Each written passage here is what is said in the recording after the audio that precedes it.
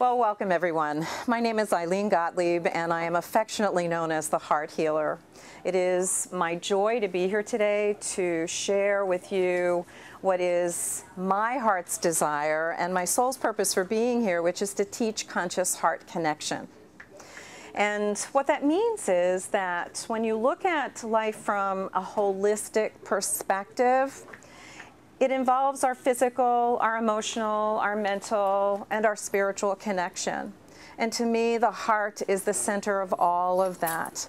Without a conscious connection to the heart, it's like the rest of it is disconnected. And so our wisdom and that vibration of love is what is exuded and expands out from this divine heart center that is right here in the middle of our chests. And so there are many different disciplines that focus on the heart center. One that I love the most is the Heart Math Institute in California. If you're looking for that left brain, scientific-oriented way of understanding why the frequency of love, why the energy of the heart is so healing, that's a good place to start. And a lot of people want that scientific basis so that it makes more sense to them. From an energetic perspective, the vibration of love is the highest vibration that exists in our reality. And the essence of quantum healing, or the energetics of healing, is that if you put something of a low frequency, which would be anything that doesn't feel good, or anything that is the source or root cause of dis-ease, right? And you put it in the presence of a higher frequency, and we go for the love, which is the highest, the lower frequency will do everything it can do to increase its frequency, and as it does it, it changes form. I'll give you a great example. Think of a water molecule. This is like the essence of energetic healing, and we are energy beings. Even though we have the illusion of these bodies feels really solid, you know, quantum physics is telling us that everything is really energy, just vibrating at different frequencies. So what gives us the illusion of being solid is vibrating at a lower frequency. So when you think about it in terms of the quantum physics of healing, think of a water molecule.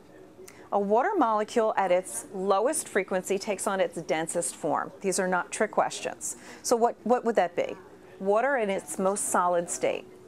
Ice. Ice, right, okay. Water at its highest frequency? Steam. Correct. And in the middle? Liquid, what we drink, correct. If you put ice, a water molecule of ice, in the presence of steam, what happens to it? It does. And from an energetic perspective, what's happening is the molecule of ice is increasing its frequency because it's in the presence of the steam, right? And it changes form from ice to liquid. If we keep the liquid in the presence of the steam long enough, what will happen to the liquid? Exactly, same principle. Energetically, it increases its frequency and changes from liquid to steam. The essence of energetic healing is the same thing.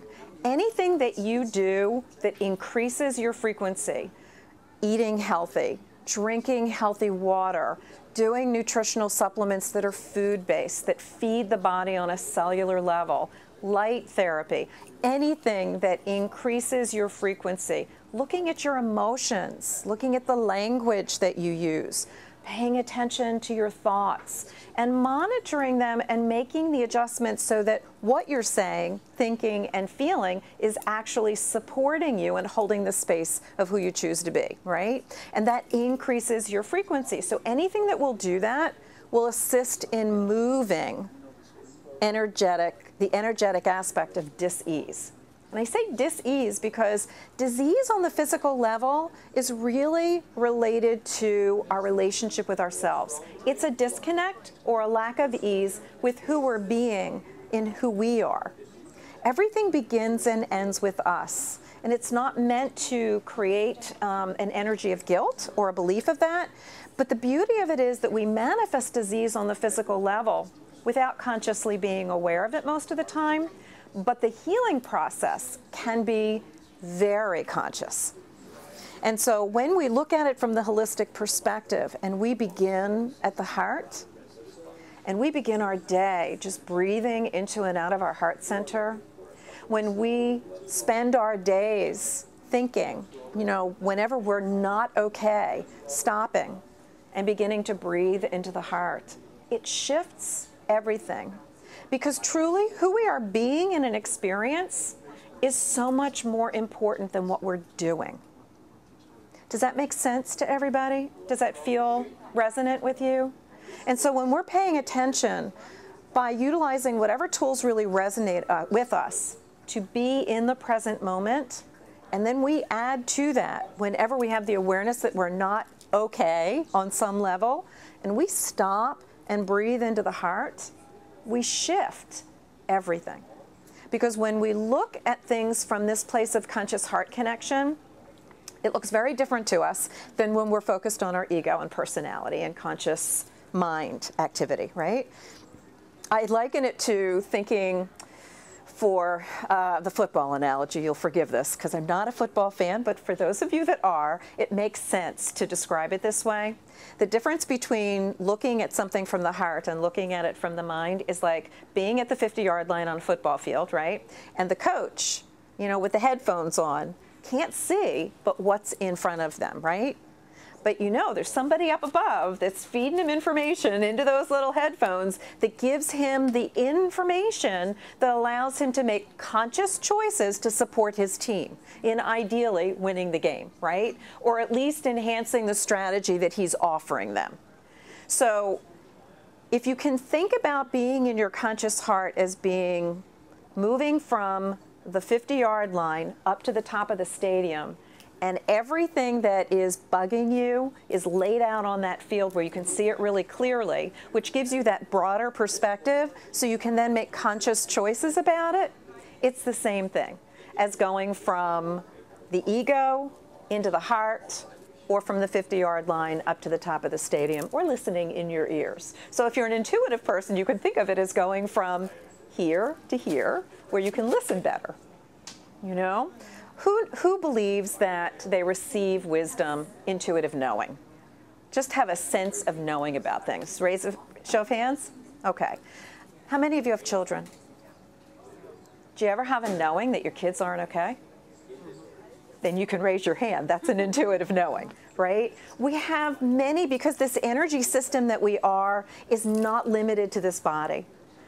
It goes beyond and beyond. When we're in fear, it kind of shrinks in because we need to feel more secure. But when we're feeling really secure, our energy fields are expansive and can go beyond our imagination. And so another benefit of being consciously in the heart in terms of service is that when you're breathing into your heart, there's an energetic waveform of love that expands from you and will flow unimpeded because nothing can stop it. May not be that people are conscious of it, but nothing can stop it. And so it's literally a gift to everyone and everything on the planet, including the planet herself.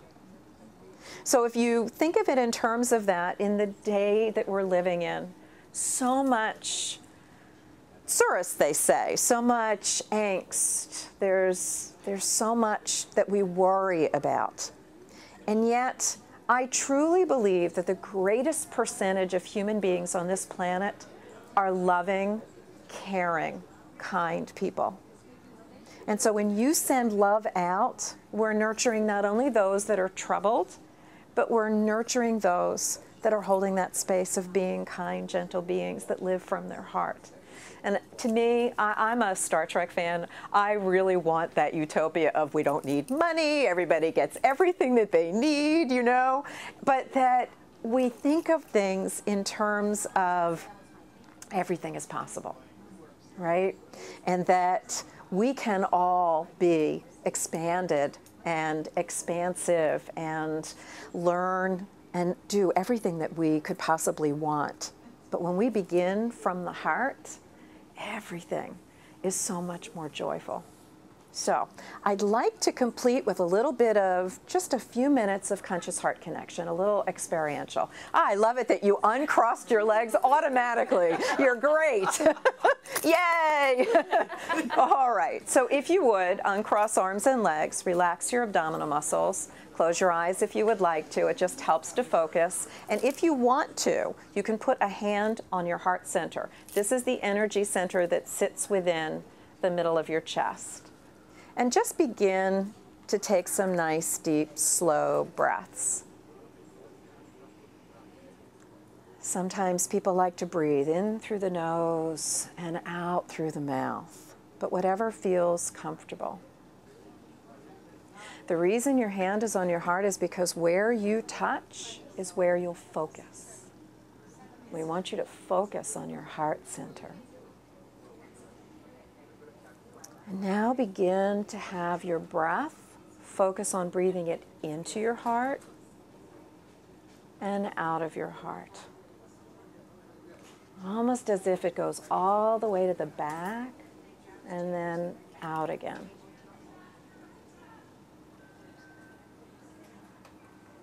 And just be aware of how you feel as you're breathing. Notice how your body feels, where you might have been holding tension. Breathe into that part of your body.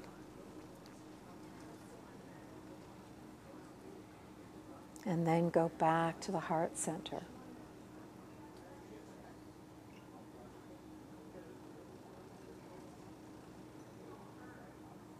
Feel how your body responds to breathing into that divine heart center as you connect with that blessed vibration of love, that source energy, whatever that means to you.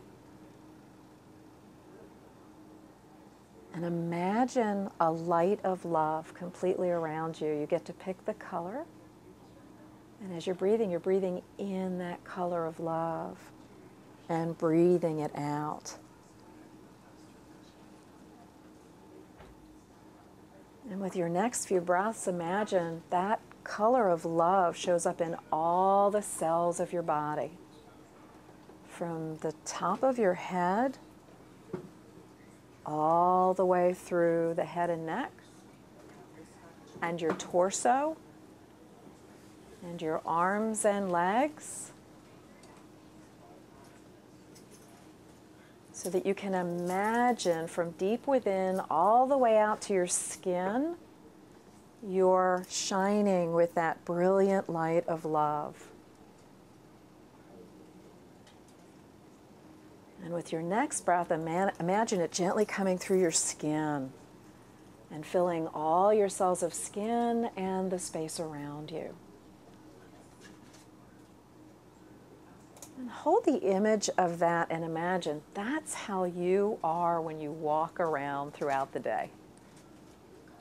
You're literally a vibration of love that people connect with when they're standing next to you in the store, or in line at the bank, or they're driving next to you on the highway. You're that expansive. Because who you are comes before you even appear and remains after you leave. That's how powerful you are in this divine essence of love. Take one more breath in and slowly release it. And then slowly bring yourself back to present. Feeling your body and being very present here and now.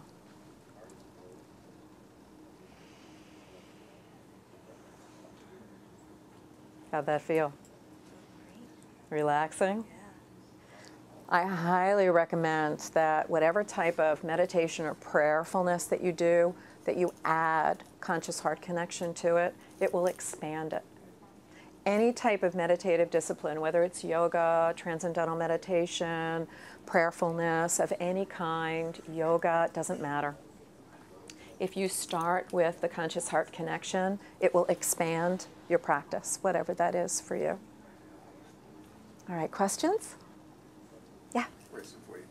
Your dreams sometimes give you an insight into the future. Okay, so how do you connect your dreams with the present moment, preparing you for some, giving you some insight on how you can handle some of the issues you may have? That's a great question. There are many different philosophies about dream interpretation, and I truly believe that what you believe about your dream is the most valuable information. Some people believe that dreams are a warning, a forewarning of something, and sometimes people believe that it is more a receiving of information, or it is a part of us expressing itself. For me, I don't remember my dreams, so I'm like so jealous of people that can, because I think that in dream time we travel and we connect with our spirit guides, whatever your language is for that, and we receive information that is very valuable for guiding us in our day-to-day lives. So whatever you feel about it is what I invite you to allow to guide you. If it's something that's about someone else and you're not sure whether to share it with them, you can always ask the question, does it serve my highest good to share this information with this person? Because the does it serve my highest good is all about whether it's in alignment with someone's soul's purpose for being here. Does that make sense to you? Yeah? No? Okay. Yeah? Okay, okay. But there are many different ways to interpret dreams. I love to be able to also invite people to ask questions before, especially if they're remembering their dreams, so that they can receive wisdom. Because we're connected to so much that we don't know, and that information is coming to us. It's only a matter of, are we listening, and are we able to discern it and translate it? There are many people that do dream interpretation. I do not. And there are wonderful books, like the Zolar's Dream Dictionary is interesting. It gives some insights, and I'm sure there are many other resources out there, and there's always Google. There's always Google. It's amazing what you can find on Google. Did I answer your question? Okay. Any other questions? Then thank you so much for sharing this time with us today and for being here with me. My love, from my heart of love to yours. Thank you. Thank you.